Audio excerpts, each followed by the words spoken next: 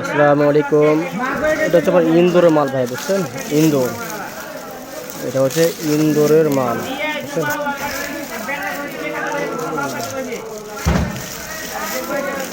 এটা হচ্ছে আপনার ইন্দোরের মাল। সাইজ কোয়ালিটি অনেক সুন্দর ভাই, কালার পাতি অনেক সুন্দর আছে মাশাআল্লাহ।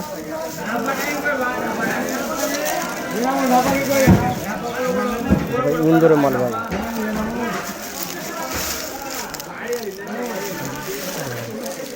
ইন্দোরের মাল এটা।